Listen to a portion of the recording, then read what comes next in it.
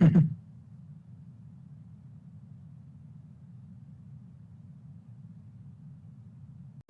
lo escuchamos, diputado, su audio.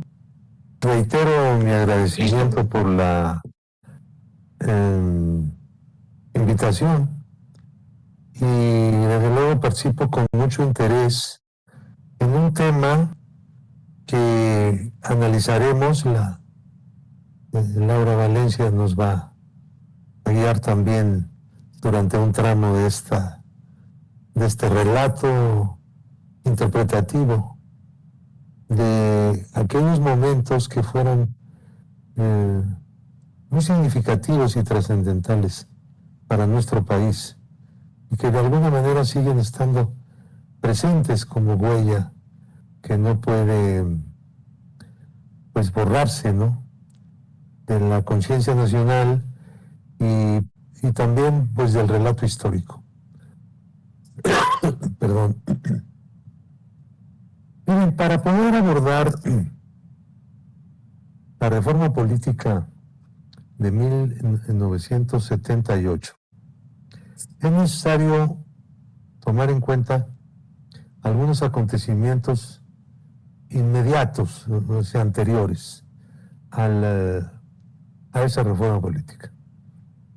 Desde luego, las represiones que adoptaron la forma de matanza cuando las fuerzas gubernamentales, el ejército, los halcones, la policía, recibía orden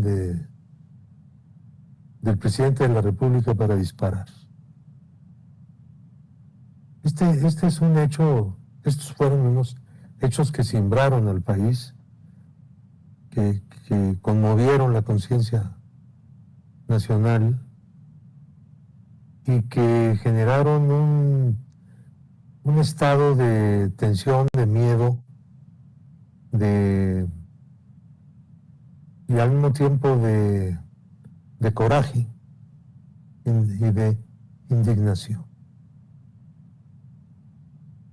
En el momento en que un nuevo presidente, López Portillo, que no había sido directamente integrante del círculo político gobernante, ¿no?, Secretaría de Gobernación, Secretaría del Trabajo, Secretaría de Reforma Agraria, esta clase de secretarías donde se hace la gobernanza política directa, ¿no?, sino había estado en las áreas técnicas relacionadas con el presupuesto.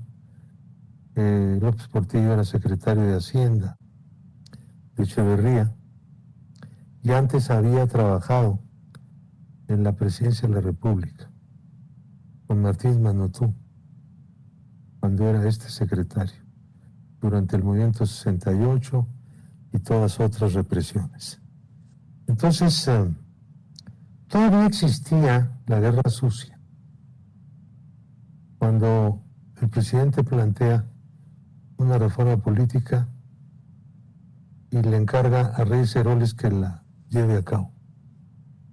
Entonces, el otro elemento importantísimo que hay que tomar en cuenta es que en la elección presidencial, donde fue elegido, por decirlo así, López Portillo, no hubo ningún candidato registrado más que el oficial y el que ganó.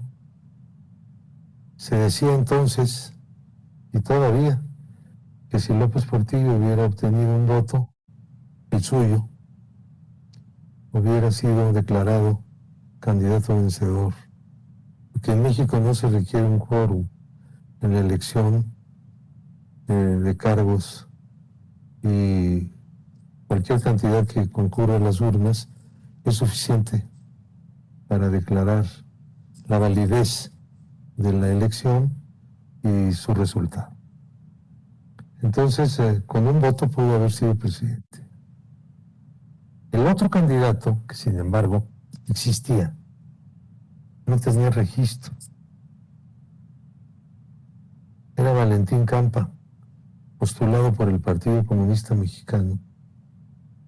Un hombre que había estado en la cárcel durante más de 10 años de un solo tirón, es decir, en un solo acto de encarcelamiento, pero que ya llevaba como 15 años, si sumábamos todas las veces y todos los años que había estado en prisión. Un hombre que se distinguía por ser incorruptible y por no pues cejar en sus luchas. Él era un ferrocarrilero de origen y un dirigente sindical en los años 40, 50 muy importante en el país. Fue uno de los dirigentes del Partido Comunista siendo él muy joven, hasta 1940, y tenía una trayectoria distinguidísima. Entonces su candidatura fue pues un acto congruente con esa trayectoria, pero también con esa lucha que ya estaba muy instalada en el país a favor de la libertad política para todos los ciudadanos. Esta era la divisa. Libertad política no solamente para los hombres del Estado y las oposiciones leales que contaban con cierto grado de libertad. Libertad política para todos, para que también esos que entonces más o menos disfrutaban de ella pudieran ejercer la plenitud. La gran enseñanza del 68 fue que la lucha por las libertades democráticas era el tema de México, lo más urgente, por lo que había que dar pues, todo el esfuerzo. Estos dos acontecimientos, bueno, no fueron dos, pero fueron sí acontecimientos de índole distinta pero convergente. En la lucha por la democracia traen como consecuencia, todavía, repito, porque esto es muy importante, cuando se está llevando a cabo la guerra sucia, que era la persecución de opositores, especialmente aquellos que habían tomado las armas para luchar contra el gobierno. Y se plantea registrar nuevos partidos, entre ellos el Partido Comunista, pero no solo ese, otros más. Acabar con un sistema en el cual el PRI tenía un partido de oposición que era el PAN, que era una oposición leal, a la que no se reprimía, desde luego no se le perseguía, que pues sabían jugar en esa cancha, en donde todas las cosas eran decididas por el presidente de la República. Y dos partidos paraestatales, el Partido Popular Socialista, viejo partido de Lombardo, un dirigente político muy importante del país, oportunista, muy oportunista, digamos, ¿no? Que pues estaba completamente pagado por el gobierno. Y el Partido Auténtico de la Revolución Mexicana, que había sido mandado a hacer por el gobierno. El gobierno lo sostenía y ponía a sus dirigentes y nombraba a sus candidatos. Pues este era el sistema político de entonces. López Portillo plantea un nuevo sistema. Mejor dicho, quiero corregir aquí. El mismo sistema, pero con modificaciones importantes. El mismo sistema porque sería el mismo sistema presidencialista. El mismo sistema de un partido pues, que gana todas las elecciones, que decide cuándo gana y cuándo no gana, si es necesario. había ocurrido un acontecimiento también importante que forma parte de todo esto. Un candidato opositor en Nayarit, Alejandro Gascón, ganó la gobernatura auténticamente, pero no se le reconocieron. El presidente mandó al secretario general del PRI, primero, Gómez Villanueva, a organizar el fraude y usaron las tropas. Las tropas se llevaban a las urnas y no se las robaban, sino que las capturaban y se las llevaban a los consejos distritales, y en esos consejos distritales las anulaban aquellas que ya se sabía que eran en las cuales se iba a decidir la elección a favor del candidato que no era priista, era del PPS. Entonces, las otras las declaraban nulas porque las estaba entregando una persona que era un soldado que no tenía autorización para entregar urnas.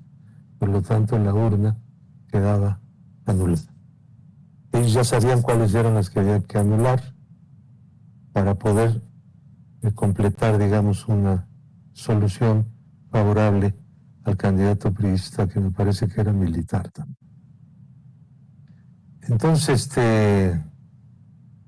este acontecimiento fue muy fuerte para el país porque, pues, hacía difícil y más difícil competir en condiciones de un completo control del gobierno sobre los órganos electorales y sobre las decisiones que esos órganos toman. Entonces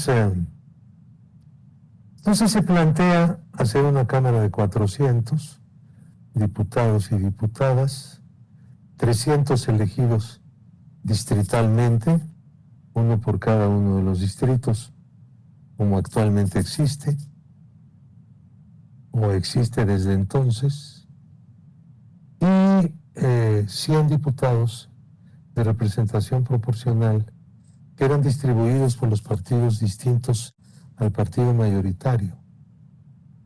El partido mayoritario no participaba en la distribución de esos 100, de tal manera que la oposición, real o ficticia, ya iba a haber de las dos, iba a tener 100 diputados. Esos 100 diputados, pues no iban a actuar de consumo, ¿no?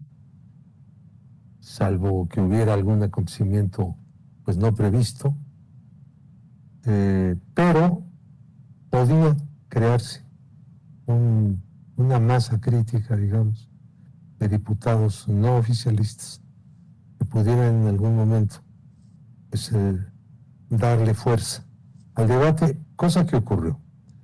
El presidente también decidió, además de esta reforma, ya posteriormente, cuando se instaló la legislatura, que el gobierno, los miembros del gobierno irían a la Cámara y la televisión iba a cubrir las discusiones en vivo, en directo y a todo calor en toda la República. Cosa que ya no se hace, debería hacerse.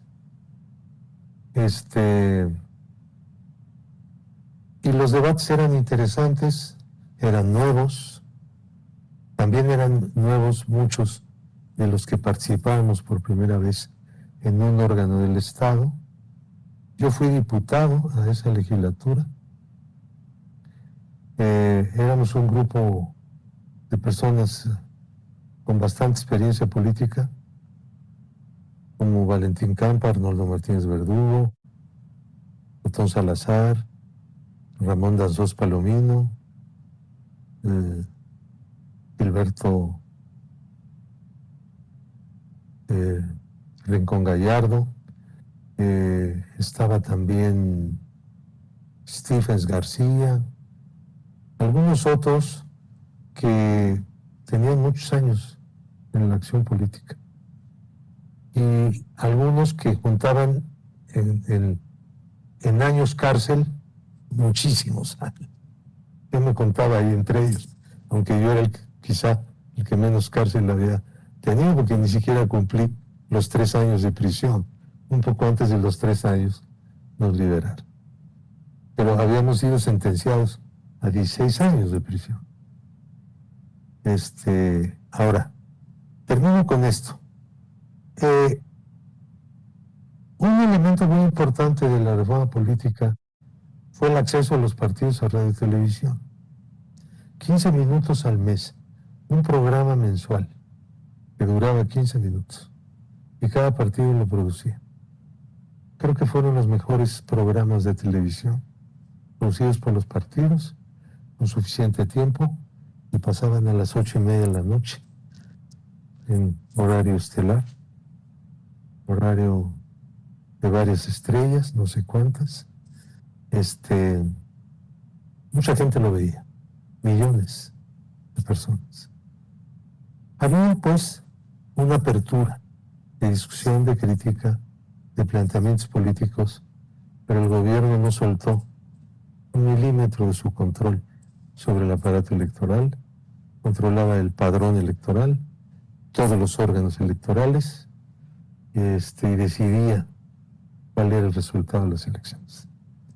Entonces no era una verdadera reforma política en toda su extensión, era una reforma del viejo sistema, pero significativa, importante, inicial, y yo diría que tuvo bastante trascendencia. Era ya un fruto de lucha. Eso era también lo importante, que la lucha por la libertad política pues no se quedaba en que cada vez que había una lucha aumentaban los precios políticos, sino que aquí ya se aterrizaba en algo que no era lo que se buscaba, pero era una situación mucho mejor que la que se tenía. Entonces, López Portillo tomó la decisión, para ir al tema de la conversación, y que no me acusen de que no tomé en cuenta el tema, o el nombre de este coloquio, tomó la decisión de mandar a construir un palacio legislativo y le encargó esa tarea pues al arquitecto más reputado y más prestigiado del país. Recientemente había diseñado la nueva Basílica de Guadalupe, que hizo el Estadio Azteca, hizo muchísimas cosas. Y también en el extranjero, por cierto, museos hizo Ramírez Vázquez. Entonces, claro, el Palacio Legislativo pues fue un fiasco terrible desde el punto de vista, digamos, de un recinto parlamentario, ¿no? Pero desde el punto de vista de un presidente que va a dar su informe, pues era un foro magnífico, ¿no? Magnífico, soñado. Yo creo que eso lo soñó alguna vez López Portillo, mandó a hacer algo así para dar ahí su informe y lo dio. Entonces ustedes entenderán que San Lázaro estaba mandado a hacer como Porfirio Díaz trató de hacer el Capitolio mexicano, en lo que es ahora en la Plaza de la República, y cuya estructura la denominamos Monumento a la Revolución, y donde están los restos de algunos de los participantes en esa revolución. Ahí es, digamos, también una especie de panteón revolucionario. Entonces, digo yo que fue un fiasco porque era un lugar demasiado grande, no era un hemiciclo como suelen ser, ¿no?, los recintos parlamentarios, por lo regular, sino una especie de cine, donde los legisladores pues se tenían que sentar para ver hablar al presidente, ¿no? Y el tiempo en que no estaba ahí el presidente, que era casi todo el tiempo, pues oían hablar a un diputado que hablaba como si fuera presidente y no lo era, porque no era algo recogido, ¿no? No era algo para el diálogo, era algo para el discurso, era algo para algo ceremonioso o ceremonial, ¿no? Arquitectónicamente, yo se lo dije, después de que se quemó el recinto, pues yo era volví a ser diputado ahí, 1988, ¿no? 89 por ahí. Yo llegué en 88, regresé a la Cámara. Hasta ese momento no había ido a la Cámara. Entonces se lo dije porque era yo de la comisión de, de reconstrucción, perdón. Entonces pues tuve que hablar con el arquitecto Ramírez Vázquez, a quien pues, yo siempre admiré como arquitecto. Pero sí se lo planteé y me contestó así: pues yo hice lo que me pidieron.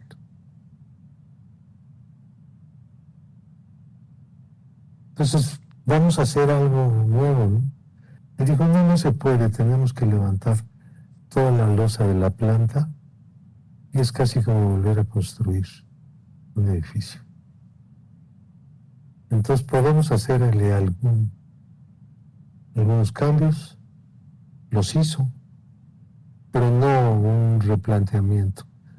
No va a ser propiamente un recinto parlamentario clásico, sino pues algo así como un cine, va a seguir siendo. Y lo sigue siendo, no tiene remedio. El Senado nunca quiso llegar ahí. Ustedes saben que la parte oriente del edificio iba a ser el Senado. Los senadores nunca quisieron irse a ese barrio, porque no era un barrio donde pudieran estar contentos. Y entonces mandaron a hacer en el Cine Roble, que estaba en ruinas por un temblor, un hotel de Puerto Vallarta o de Cancún, que es el Senado actual. A ese también se le dio un pequeño ajuste desde el plano, costó muchos millones hacer el pequeño ajuste para que no fuera un salón igual que el recinto del centro, el viejo recinto del Senado, que es, digamos, una especie de salón de clase, isóptico. Entonces, pues le hicimos ahí una pequeña curva, pero y una franja de luz natural en el techo. No se podía hacer más porque entonces había que hacer otros planos. Y eso iba a costar otros centenares de millones de pesos. Entonces, se hizo lo que se pudo. No hay en México, nunca hubo una tradición parlamentaria, pues, como en Europa, ¿no? Como en algunos países latinoamericanos, como en Chile, Argentina, en su Capitolio, Argentina, de recintos hechos para recintos parlamentarios. El cine presidencial, el teatro presidencial, en forma de cine, ni siquiera de teatro. Y el hotel de playa que tenemos en el Paseo de la Reforma. Más allá de eso, no dio el talento. Entonces, yo no creo que haya considerar a San Lázaro como una especial obra,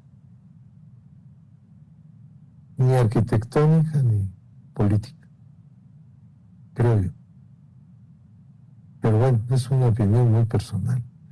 Creo que Ramírez Vázquez pudo haber hecho algo mucho mejor que eso si no hubiera tenido encima a un presidente megalómano. Todos lo eran por lo demás. Ahí la dejo.